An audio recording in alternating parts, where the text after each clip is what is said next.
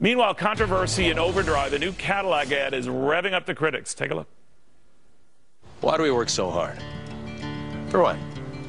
For this? For stuff? Other countries, they work, they stroll home, they stop by the cafe, they take August off. Off. Why aren't you like that? Why aren't we like that? Because we're crazy, driven, hard-working believers, that's why. Those other countries think we're nuts. Whatever. Were the Wright brothers insane? Bill Gates, Les Paul, Ali. Were we nuts when we pointed to the moon? That's right. We went up there, and you know what we got? Bored. So we left. Got a car up there, left the keys in it. Do you know why? Because we're the only ones going back up there, that's why. But I digress. It's pretty simple. You work hard, you create your own luck, and you gotta believe anything is possible. As for all the stuff, that's the upside of only taking 2 weeks off in August. N'est-ce pas? Now, critics are blasting that ad, calling it rude, insulting, dismissive, callous. Our Jonathan Honig, though, loves it. Jonathan, why?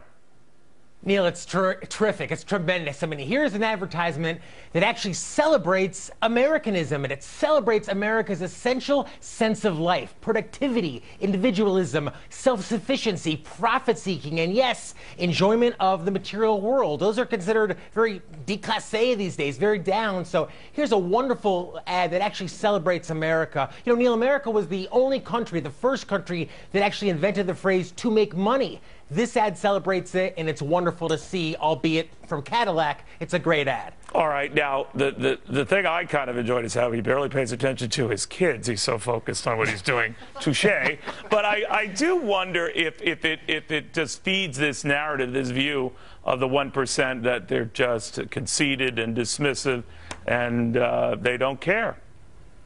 Well, they are self-interested, Neil, and that's what America's all about. I mean, what made this country great was that for the first time, you weren't here to serve the king or the czar. You were able to pursue your own self-interest. And how do you do it, as the ad talks about? By dreaming big, by working hard. That's the promise of America. That's the real American dream, not free health care and free education, but isn't the right it to weird pursue coming your own self-interest. I know, but it's weird coming from a company that was bailed out by taxpayers because it couldn't make it on its own. Well, and I think that's I mean, it's a great advertising. It's unfortunately a terrible story when it comes to General Motors. That was a tremendously un-American act and should have never occurred. At least the message they're putting out now, one, is very American, despite the fact that those on the left would chastise it as being extreme and smug. Well, I'm sure that isn't going to apply to your movie that's out, Pit Trading 101. What's that about?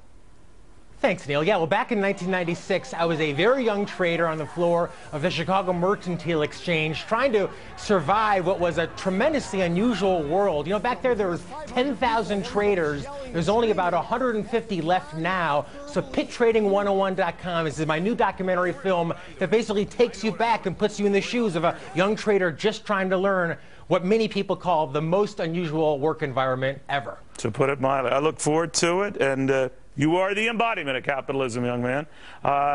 Jonathan Honig. All right, from one controversy to another, in a matter of hours, we're going to find out if Volkswagen workers in Right to Work, Tennessee will unionize. A vote is a very big deal, not only for unions, but also for workers nationwide. John Roberts in the thick of it. John. Good afternoon to you, Neil. Yeah, there's a huge battle over what opponents of unionization fear could be the first in a long line of dominoes to drop in the South if hourly workers at the Volkswagen plant in Chattanooga vote in favor of organizing under the UAW banner. It will open up a southern front for the UAW, which is then expected to go after some of the 10 other non-union automakers in the South.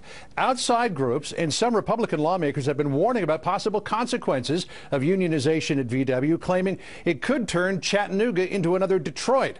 Senator Bob Corker helped bring Volkswagen to Tennessee. How many companies from South Korea or Japan or Germany, how many of them do you think make a stop in Detroit to look at locating there? None, not a one.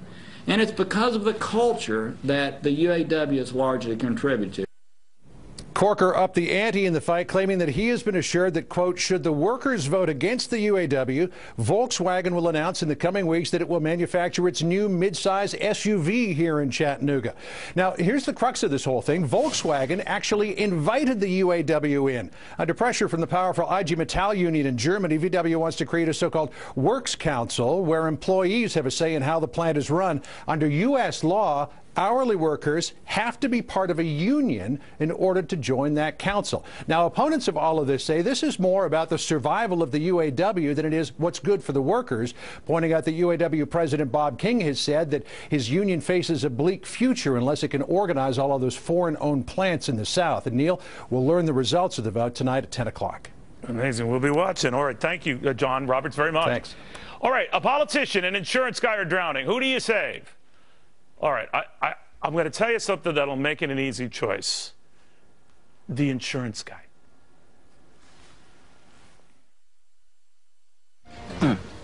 15 minutes could save you 15% or more on car insurance. Yeah. Everybody knows that. Did you know there is an oldest trick in the book? What? Trick number 1. Look it over there. Ha ha! Madest thou look. So endeth the trick. Hey. Yes. Geico. 15 minutes could save you.